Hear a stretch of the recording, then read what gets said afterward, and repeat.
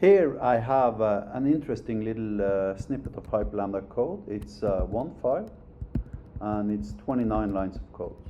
Declares 4 input arguments, verifies that the user belongs to the root role, and verifies that the user provided an ID argument, which is the only mandatory argument.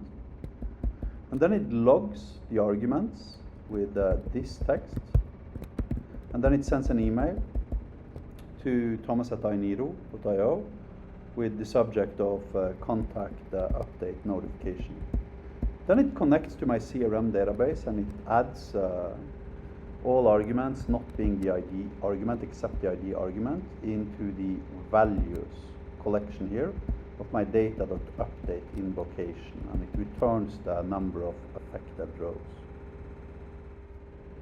Here I am at ChatGPT, and I'm telling it to create an HTTP endpoint in C# using best practices.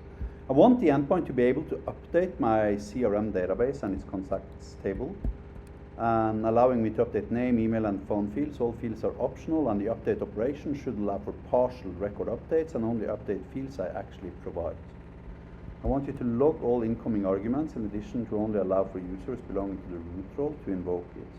And I also want you to send an email to thomas@inero every time the endpoint is invoked. I want you to use all modern software development practices, such as IOC, SOC, minimal API, etc.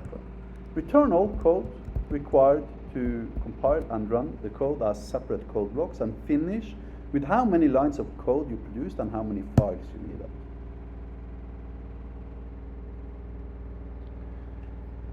So here you can see a program.cs.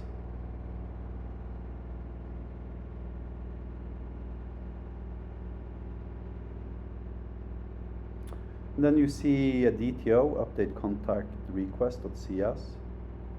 Then you see contact.cs, file 3, file 4, CRM DB contacts.cs, file 5, iContact service.cs, file 6, contact service. This is the service implementation. Right, remember I told it to use IOC. And then it provides an email service interface here, and an email service implementation here. Summary, 146 lines of code and 8 files. I need to emphasize I can do this in Hyperlambda with one file containing 29 lines of code. And this is minimal API.